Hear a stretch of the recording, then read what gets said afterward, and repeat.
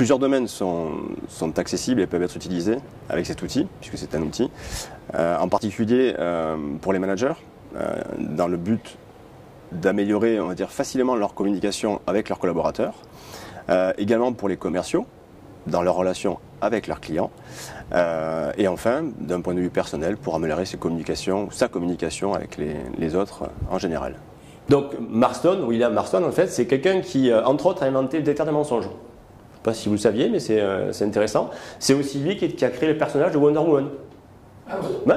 L'idée, c'est que voilà, c'est quelqu'un qui a quand même fait des choses de sa vie en particulier, mais surtout donc qui a créé son modèle disque. Et l'idée de son modèle, c'est essentiellement d'améliorer sa communication pour que les relations entre les personnes deviennent des relations gagnant-gagnant. Et ça parle à tout le monde ici. Hein. C'est quelque chose qui nous tient à cœur chez Active Partner. Donc l'idée, c'est qu'effectivement, on part du principe qu'on communique mieux avec des gens qui nous ressemblent. Comme les gens ne sont pas censés nous ressembler, ben c'est nous qui allons nous adapter à ce que sont ou à ce que peuvent être les gens avec qui on discute. Et du coup, la communication, elle va devenir gagnant-gagnant si on arrive à détecter ou déterminer, encore une fois, ce qui intéresse les autres. Ce pourquoi ils vont être positifs et de bons communicants. Voilà sur quoi il est parti. Et donc, il a déterminé, partant de là, il a déterminé 4 profils. Alors, c'est toujours lié à une matrice ou à un cercle. 4 profils qui sont dépendants essentiellement de l'environnement et de l'aspect, comment dirais-je, énergie ou action de la personne. Donc, il s'est dit, voilà, il y a des gens qui considèrent leur environnement comme favorable. Ça veut dire que ils aiment bien les autres. Enfin, ils aiment bien l'humain en général. Ils ont une tendance à se rapprocher des humains, entre guillemets, parce que leur environnement est favorable. Et puis les autres, qui eux considèrent que leur environnement est plutôt hostile. Et du coup, ils vont avoir une attitude un peu plus réservée, un peu plus froide et un peu moins tournée vers l'humain. Je résume. Hein. Et puis, sur l'autre axe, il y a les gens qui vont être dans l'action et ceux qui vont être un peu plus dans l'écoute. Un peu moins dans l'action et un peu plus dans l'écoute. Il appelait ça les gens qui sont agissants, les gens qui sont acceptants. Et donc, ça permet d'avoir 4 cadrans dans lesquels il a positionné ses couleurs. Ensuite, on va donc voir quels sont ces cadrans. Vous verrez le rapport avec le disque, forcément. Les initiales ont une signification.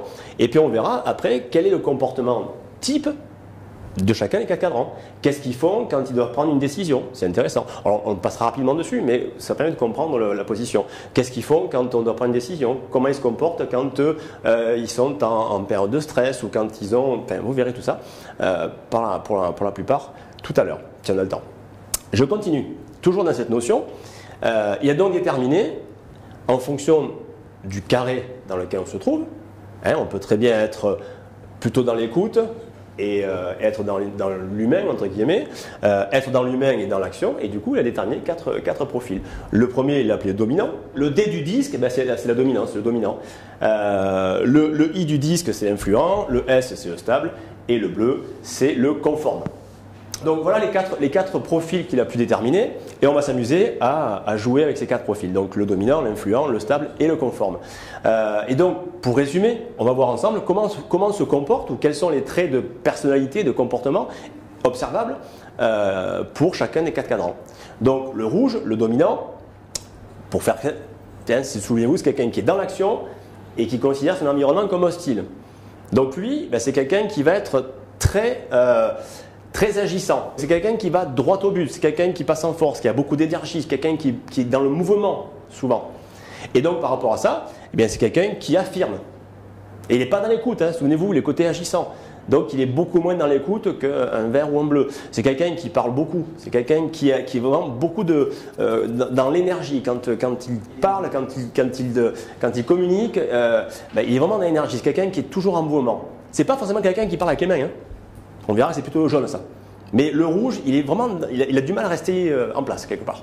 Voilà, pour faire simple, donc au niveau du vocal, c'est quelqu'un qui est direct. Voilà, il ne va pas passer par 4 chemins. Voilà, c'est vraiment la culture de l'action. Donc voilà, le regard soutenu, la poignée des mains ferme, impatient en général, une posture qui est une posture pleine d'énergie. D'accord. Pour le jaune, alors lui le jaune, c'est quelqu'un qui est dans l'action toujours, Donc, mais qui a un côté un peu plus humain, et un côté un peu plus humain tourné vers sa personne. Voilà. Sans être égocentrique, il a besoin d'être quelque part d'avoir l'intérêt des gens, de rechercher l'intérêt des autres en fait. Donc lui, qu'est-ce qu'il fait? Eh ben, le côté humain, c'est qu'il fait jouer ses relations. C'est quelqu'un qui est optimiste, qui a beaucoup de confiance, qui peut passer pour farfelu des fois aussi. Parce qu'il est toujours dans ses... il est plein d'idées, plein de projets, il est plein de... Voilà, d'accord. Il aime bien le contact des autres quelque part. Donc voilà, c'est quelqu'un qui ne sera pas rebuté parce qu'on lui serre la main pendant 2 minutes pour... Voilà. Alors que le rouge, non. Lui, on lui serre la main, ça ferme, et bien ça sert à dire bonjour, pas à faire passer un message. Voilà. Donc, pareil, c'est quelqu'un qui a une grosse intonation de voix, qui parle souvent fort. Le comédien, c'est quelqu'un qui est théâtral, c'est quelqu'un qui est détendu, qui n'a pas forcément besoin de formalisme pour recevoir les gens. Donc, c'est une autre personnalité, on va dire. Le vert, c'est quelqu'un qui est dans l'écoute, essentiellement. C'est quelqu'un qui va avoir une capacité d'écoute. Alors, contrairement au rouge et au jaune qui vont parler, eh ben, le vert et le bleu, vous l'avez compris, ils vont être plutôt dans l'écoute, dans l'attente, dans la réflexion, plus que dans l'action. D'ailleurs, on dit toujours, si vous voulez déterminer les couleurs principales, posez-vous la question, est-ce que la personne en face de vous, elle est introvertie ou est-ce qu'elle est extravertie? Et vous avez déjà la réponse vous enlevez la moitié des couleurs déjà. Voilà, c'est vraiment un truc très simple à faire et dire tiens, je suis introverti, je suis plutôt côté bleu et vert. Si je suis extraverti, c'est plutôt tendance rouge et jaune. Donc voilà, c'est quelqu'un qui est, on va dire, qui est méthodique. Voilà, qui est organisé, le vert. C'est quelqu'un qui écoute, c'est quelqu'un qui par contre ne va pas exprimer ses opinions. Il n'y a pas de bonne ou mauvaise couleur. Non. Il y a des bons managers qui seront rouges, d'autres qui seront verts, bleus. C'est pas une question de qualité de personne, c'est vraiment de l'observable et de la personnalité. C'est pas du tout, ça dit pas que c'est bien ou pas bien. Voilà, ça reste vraiment, il faut surtout pas juger les gens, on est d'accord. Voilà pour le vert, rapidement. Après, on verra ce qu'on fait quand on est confronté à un vert, quand on est bleu, etc., etc. Et pour terminer le bleu, alors le bleu, je le qualifierais de structuré. Souvenez-vous, le vert, il est méthodique. Le bleu, il est structuré. Ça veut dire que lui, typiquement, avant d'agir, il va vraiment prendre sa décision en toute connaissance de cause. Il va tout analyser. Ouais, c'est l'expert comptable. Voilà, on peut imaginer. Je connais les experts comptables qui sont jaunes. Mais voilà, c'est quelqu'un qui va être vraiment...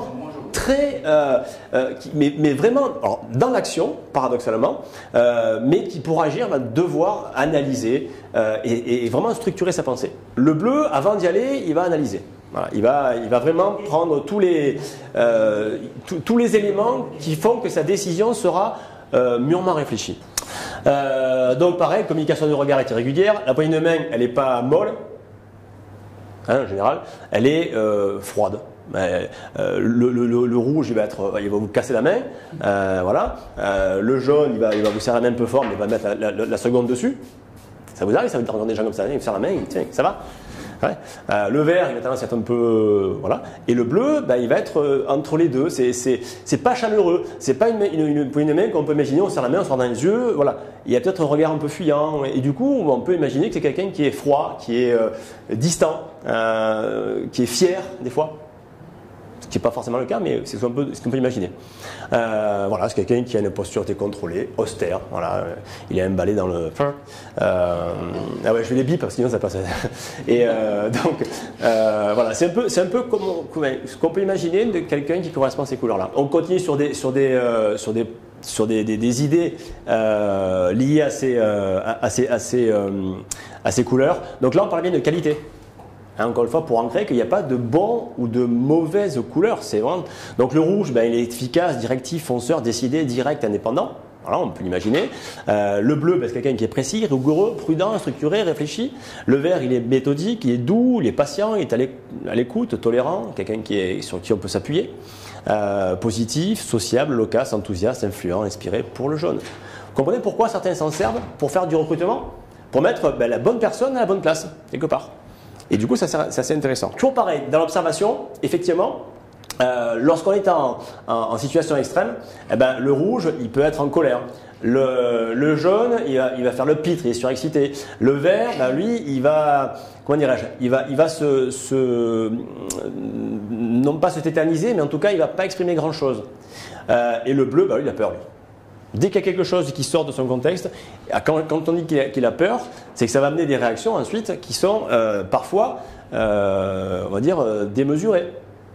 Donc le rouge, lui, ben, quand il est en situation de stress extrême, il va faire preuve d'autorité, enfin d'autoritarisme, pas l'autorité, d'autoritarisme.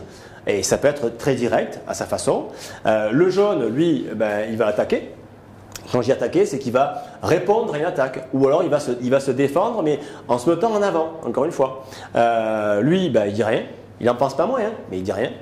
Et lui, alors lui, se tétanise complètement. Il va quitter le débat et vous ne le retrouvez plus. Pourquoi je dis ça? Parce que c'est ce qu'on retrouve en salle de formation. Quand vous animez des fois et qu'on fait un trait d'humour, et on dit toujours, attention avec qui vous faites de l'humour, parce que sinon, vous risquez de perdre la personne. Eh bien, typiquement, vous faites de l'humour, vous charriez, vous lancez une vanne sur un rouge, il s'en fout.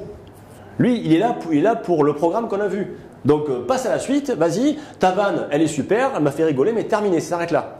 Le jaune, vous lui faites une vague, qu'est-ce qu'il fait? Et il vous la renvoie, il vous en met une autre, exactement. Le vert, eh bien, vous le perdez, parce que lui, il a besoin du groupe pour exister, du coup, vous le mettez un balle devant le groupe, vous l'avez perdu. Et le bleu, ben, il ne comprend pas. J'exagère en disant ça, hein, mais il a besoin de réfléchir à la vanne pour la comprendre. Et du coup, eh ben, voilà, vous le perdez aussi. Donc c'est difficile, enfin c'est difficile, c'est important de ne pas faire des vannes avec n'importe qui.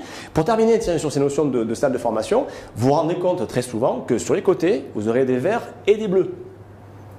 Ah oui, ils n'aiment pas trop la confrontation. Enfin, en tout cas, s'ils peuvent l'éviter, c'est pas plus mal. Par contre, en face, vous aurez des jaunes et des rouges. Après, on peut voir qui est vert, qui est bleu, tout ça. Mais souvent, en salle de formation, vous aurez des rouges et des jaunes en face, et vous aurez des verts et des bleus. Alors, ce n'est pas une science exacte, mais déjà, ça peut permettre de comprendre certaines réactions que vos candidats peuvent avoir. Je terminerai sur un truc, tiens, on va s'amuser une dernière fois et après on va en pause, parce que sinon... comment vous imaginez le bureau d'un rouge? Sa décoration, son aspect, d'après vous, comment il est? Minimaliste, ouais. Il n'y a pas grand-chose. Et pratique. S'il y a des photos au mur, qu'est-ce qu'il y a sur ces photos, d'après vous? Graphique.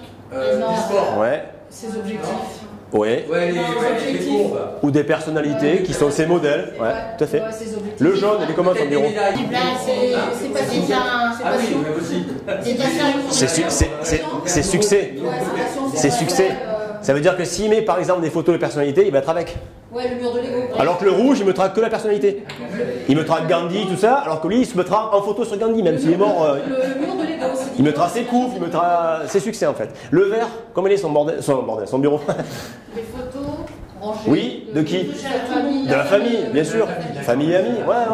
Et est-ce qu'il est rangé son bureau d'un vert, tiens? D'après vous? Ouais? À peu près ou plutôt? Alors, c'est là où la nuance, c'est que le bureau d'un vert, il peut être en foutoir. Par contre, il saura trouver un truc parce qu'il est organisé justement, d'accord? Et le bureau d'un bleu? Alors là, il y a rien. Là, il n'y a rien et il y a des dossiers. Et qu'est-ce qu'il y a au mur? Rien. Qu'est-ce qu'il y a? Rien. Souvent, il n'y a rien. Au pire, il y a ses diplômes. Ses diplômes, ouais, le règlement, la convention collective. Voilà, le papier de convention collective, les horaires. D'accord, ouais, c'est possible aussi. Ouais, il y a peut-être un planning, etc. C'est clair. Allez, voilà. Bon, merci d'avoir été si participatif. Merci à vous. Et mais bon, je savais que vous serez plutôt bon, mais je ne me suis pas trompé. Vous êtes quelle couleur? Je suis plutôt... Alors, j'ai beaucoup de jaune et j'ai beaucoup de rouge également, oui, tout à fait. Concrètement, ça veut dire quoi? Je suis à la fois comédien, mais bon, encore une fois, un formateur, c'est quelqu'un qui doit être à la fois séducteur et comédien aussi, qui joue un rôle, qui a une posture à tenir. Et fonceur, oui. Je m'ennuie très vite, on va dire, et du coup, il faut trouver d'autres sources de motivation pour avancer. Donc c'est le côté rouge un peu, ouais.